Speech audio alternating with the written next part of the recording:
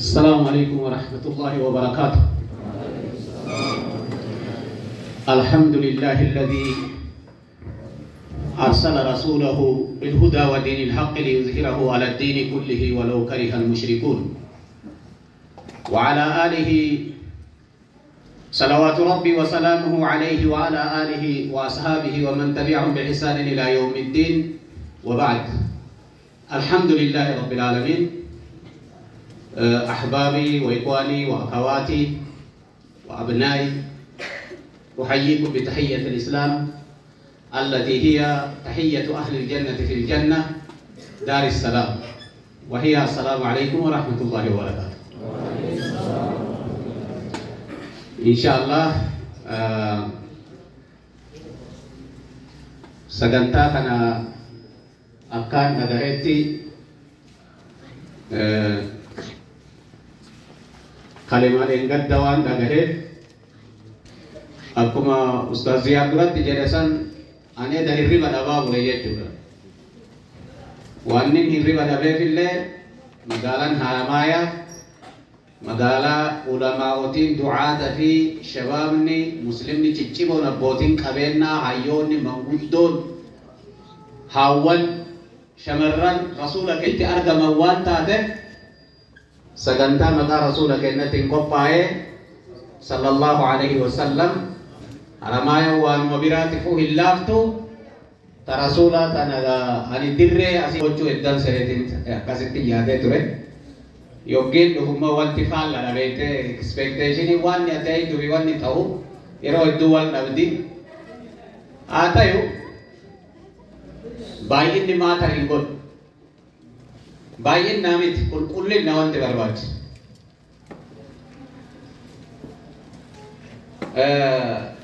bayat eftisis nu qodam bu kisu jara oroma nakasimi yo quality yo kullin nanga bane tachiri pek nevil lemit yo quality ka bane mo namni muras nille amma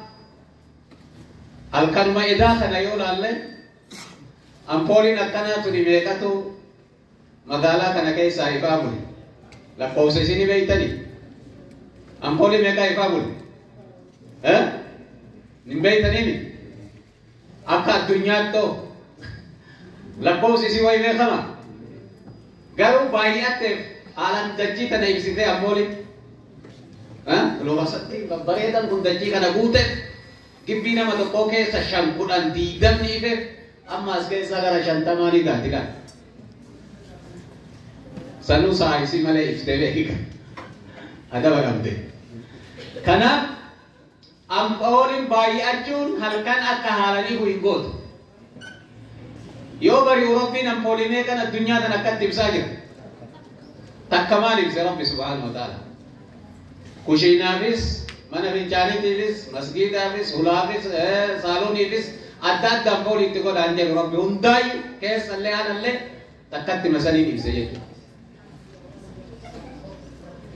urjina dunya ifam barabara karabbin inna arsalnaka shahidan wa mubashiran wa nadhira wa da'iyan ila Allah bi iznihi wa sirajan munira rabbin jalanille urjima takatu dajjitana ibsele tokkochuma way kesa dajjitana kesa yero dajjin dukkano itilale rabbi subhanahu wa ta'ala yero dajjin tunakkan dukkano itena ma khayritina ma borsu to tari ufirra abdena ma daratina ma gorsu qofan gutamte rabbin urji sanfilate dachi makka kaisa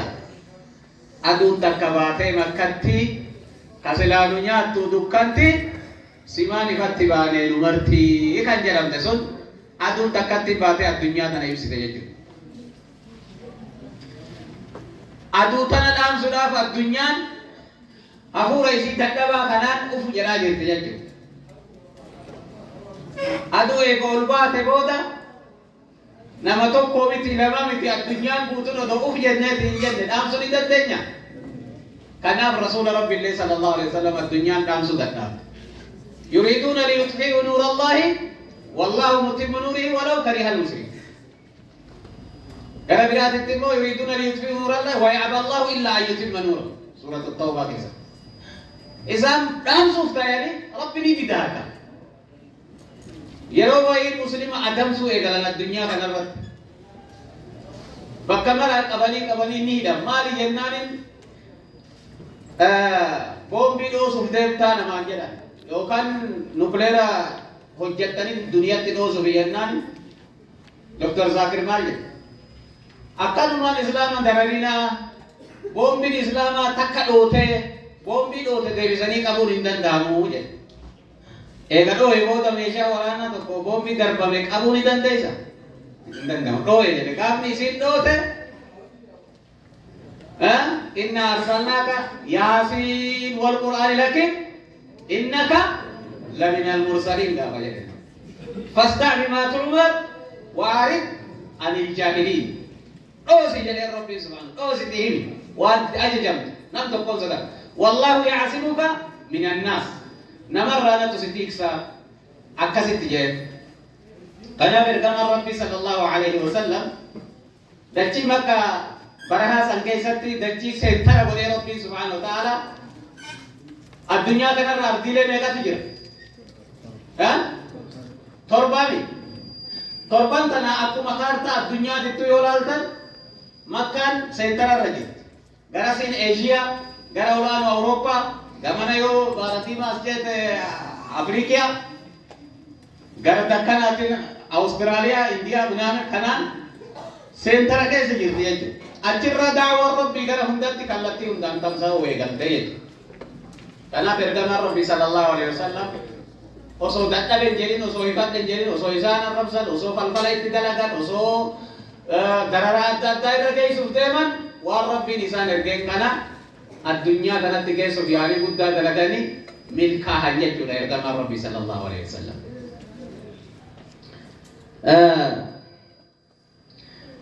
hedduu nama dhiba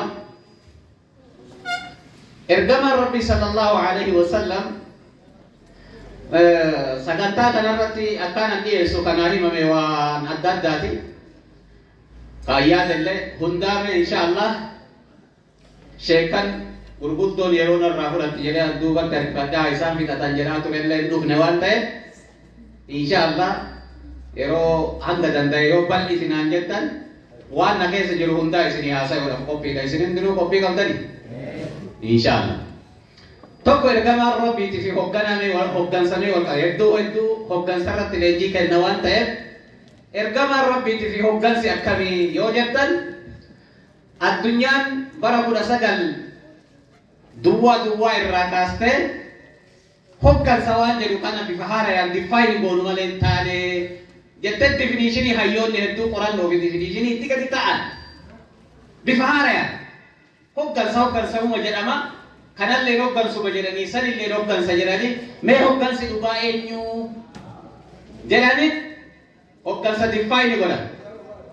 hooggansa jechuun nama akkami jennaan great man theory kan jedhan tokko fidan nama guddaa gosa gaarii keessaa bahe warra gaarii irraa bahe amala gaarii qabu bifaan bareedu hojjaanillee ispoortiinillee ka cime wayii nama strong ta'e fiizikaalii waan akkasii saniif nama cimatu hoogganaadha jedhaniiti yaadan amma tiyoorii meeqan gayan amata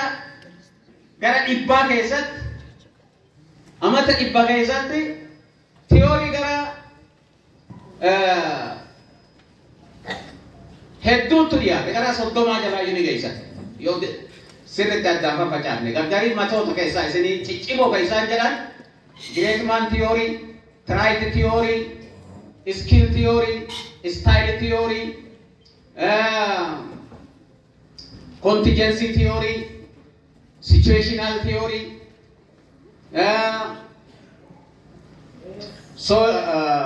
social theory, behavioral leadership theory. Then akkanuma osoo jedhan